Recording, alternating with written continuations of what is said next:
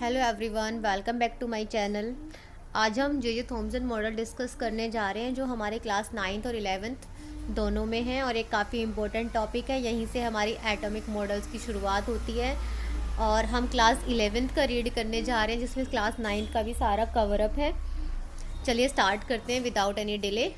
Thompson model of atom J Thomson ने 1898 में propose किया था कि जो एक एटम है पोजेस अ स्फेरिकल शेप। उन्होंने बोला कि जो एटम है वो स्फेरिकल शेप में होता है जिसका रेडियस अप्रोक्सीमेटली 10⁻⁻10 मीटर है। उन्होंने पॉइंट्स दिए। पहला पॉइंट था spherical shape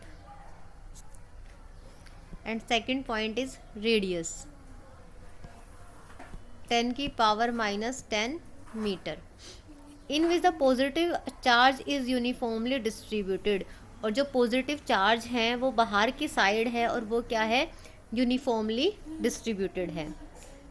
the electrons are embedded into it. और जो इलेक्ट्रॉन्स है वो इनसाइड है, अंदर जो है धसे हुए हैं। It in such a manner as to give the most stable electrostatic arrangement. और जिसकी क्या है, ज़्यादा स्टेबल अरेंजमेंट दी हुई है। पॉजिटिव चार्ज जो है वो डिस्ट्रीब्यूट हो रखे हैं यूनिफॉर्मली और जो इलेक्ट्रॉन्स है वो अंदर की तरफ है स्फेरिकल शेप में। और वो क्या है, वो इलेक्ट्रोस्टैटिक है, अरेंजमेंट उनकी जो है बिल्कुल स्टेबल है। अब इसके बाद जो थॉमसन का मॉडल था, कैन बी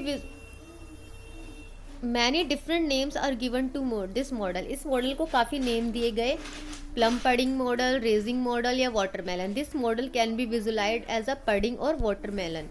इस मॉडल को हम पडिंग मॉडल और वाटरमेलन मॉडल भी बोलते हैं क्योंकि जो पॉजिटिव चार्ज है विद प्लम्स और सीड्स इलेक्ट्रॉन।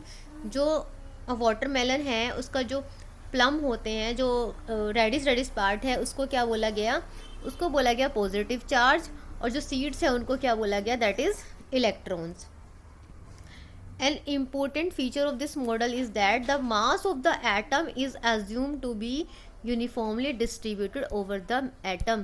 ये वाला important point है, ये इम्पोर्टेंट फीचर है इसका कि जो ये मॉडल है इसमें जो मास है एटम का वो एज्यूम किया गया क्या है, वो यूनिफॉर्मली डिस्ट्रीब्यूटेड है। इस एटम के ऊपर यूनिफॉर्मली क्या है, डिस्ट्रीब्यूटेड है। मीन्स हर एलिमेंट्स का कोई ना कोई मास है और वो एक यूनिफॉर्मली क्या है, डिस्ट्रीब्यूट किया गया है। This model was able to explain the overall neutrality of the atom. ये मॉडल जो है काफ़ी सक्सेसफुल रहा, इसने पूरी तरह से उसकी न्यूट्रलिटी, एटम की न्यूट्रलिटी को बता दिया, but was not consistent with the result of. लेकिन बाद में कुछ एक्सपेरिमेंट्स किए गए, उनके रिजल्ट के साथ में इसकी जो है कंसिस्टेंसी नहीं आई, इलेक्ट्रॉन की स्टेबिलिटी का नहीं पता चला। तो ये Thomson was awarded Nobel prize for physics in 1906। Thomson को नोबेल प्राइज़ भी दिया गया है 1906 में अपनी थ्योरेटिकल और एक्सपेरिमेंटल इन्वेस्टिगेशन के ऊपर। क्यों, conduction of electricity by gas, कि जो कंडक्शन है इलेक्ट्रिसिटी का वो किसके थ्रू होता है, गैस के थ्रू भी होता है।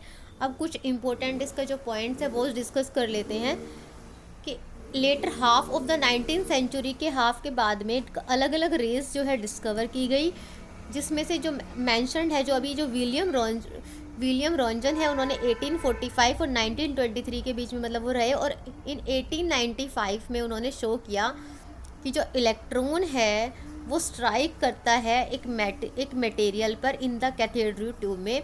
जो कैथेड्रल ट्यूब एक्सपेरिमेंट था, जो इलेक्ट्रॉन था वो एक मटेरियल पर क्या कर रहा था, स्ट्राइक कर रहा था और वहाँ पर वो एक रे प्रोड्यूस कर रहा है, जिसकी वजह से जो फ्लोरेसेंस है, फिर जो मटेरियल है, जो जिंक सल्फाइड का जो रखा हुआ था उस कैथोड ट्यूब एक्सपेरिमेंट में, जिसको हमने बोला था कि जो इलेक्ट्रॉन है यहाँ पर अगर ये स्ट्राइक करेगा तो यहाँ पर जो जिंक सल्फाइड की जो है फ्लोरेसेंट मटेरियल रख दिया है हमने, जैसे ही वो स्ट्राइक करेगा तो क्या करेगा, वो ग्लो करना शुरू करेगा, जो हम टीवी के अंदर भी यूज़ करते हैं। तो इन्होंने बताया कि वो क्या जा रही है, वो एक रेज जा रही है। उन्होंने बताया ये क्या है, एक रेज है। Fluorescent material placed outside the cathode tubes. Since Roentgen didn't know about the nature of the radiations, लेकिन उनका नेचर नहीं पता, ही नेम्ड देम एक्सरे, और उन्होंने इनका नाम क्या रख दिया, X ray. The name is still carried on, और अभी भी हम उसको क्या बोलते हैं, एक्सरे बोलते हैं। X ray are produced effectively when electrons strike the dense metal anode and called target. जैसे हमने बोला था कि जो एनोड है वहाँ पर उसने स्ट्राइक किया तो उसको क्या बोला, टारगेट बोला गया, और जहाँ पर वो जाके क्या करने लग गया, जैसे ही जिंक सल्फाइड पर गया और वो ग्लो करने लग गया। दीज आर नॉट डिफ्लेक्टेड, ये डिफ्लेक्ट होकर वापस नहीं आ रहा था, और इस पर इलेक्ट्रिक और मैग्नेटिक फील्ड का भी कोई जो असर है वो नहीं हो रहा था। इसकी वजह से ये इंटीरियर ऑब्जेक्ट्स जो है उनकी स्टडी के लिए एक्सरे जो है कराया जाता है, क्योंकि वहाँ पर इलेक्ट्रिक और मैग्नेटिक फील्ड का कोई इफेक्ट नहीं दे रहा था, और ये ऑलवेज क्या कर रहा था, स्ट्राइक कर रहा था। तो इन रेज का नाम क्या रखा गया, रोजन ने एक्सपेरिमेंट किया, दैट इज़ एक्सरे। तो हमसे क्वेश्चन यहाँ से पुट किया जाता है कि जो रेज एक्सरे है, ये इसका जो नेम है वो किसने दिया, इस एक्सपेरिमेंट के बारे में किसने बताया, तो वो कौन थे, रोजन थे। These raise of very short wavelength, और इनकी वेवलेंथ जो है काफ़ी कम होती है, 0.1 nanometre, and poses electromagnetic character, उसमें थोड़ा सा इलेक्ट्रोमैग्नेटिक करेक्टर भी होता है। उसके बाद जो नेक्स्ट साइंटिस्ट आए, हेनरी बेकरल आए, उन्होंने ऑब्जर्व किया कि कुछ सर्टेन एलिमेंट्स है जो क्या कर रहे हैं, रेज निकाल रहे हैं अपने आप ही, एंड उनका नाम रखा गया रेडियो एक्टिविटी, और उन एलिमेंट्स का नाम रखा गया that is radio active elements. इस फील्ड में बाद में जो है Marie Curie, radio activity term किसने दी, हेनरी बेकरल ने दी, बट इसके बाद में जो इस फील्ड में जो एक्सपेरिमेंट किए गए वो Marie Curie, Pierre Curie, Rutherford और फेडरिक सोडी ने किया। It was observe that the 3 kinds of rays, उन्होंने बताया कि अल्फ़ा, बीटा और गामा रेज जो है एमिट होती है। रदरफोर्ड ने फाउंड किया कि जो अल्फ़ा रेज है वो काफ़ी एनर्जी, जो पार्टिकल्स हाई एनर्जी पार्टिकल है अल्फ़ा रेज, उसमें 2 यूनिट्स जो है पॉजिटिव चार्ज की होती है और 4 यूनिट जो है एटॉमिक मास की होती है। उन्होंने कंक्लूड किया कि जो अल्फ़ा पार्टिकल्स है उसमें जो 2 इलेक्ट्रॉन से मिलकर बनी है that is helium, helium nuclei है, और वो अल्फ़ा पार्टिकल जो है 2 इलेक्ट्रॉन के साथ प्रोड्यूस करके क्या बना रहा है, हीलियम गैस बना रहा है। बीटा रेज जो है वो भी नेगेटिवली चार्ज पार्टिकल है, इलेक्ट्रॉन्स की तरह ही होती हैं, और जो गामा रेज है वो हाई एनर्जी रेडिएशन है, वो एक्सरे की तरह है लेकिन न्यूट्रल है। तो gamma rays is neutral, but alpha and beta are like electron negatively charge, do not consist of particles, और जो इनके अंदर जो है अल्फ़ा, गामा और एक्सरे के अंदर जो न्यूट्रल है, इनके अंदर कोई नेचर नहीं है और इनके अंदर कोई पार्टिकल नहीं है, और जो इनकी पेनिट्रिंग पावर है, जो अल्फ़ा पार्टिकल्स की जो है पेनिट्रिंग पावर कम है as compare to beta rays 100 times, but gamma rays की जो है वो 1000 टाइम्स मोर है किससे, अल्फ़ा पार्टिकल से।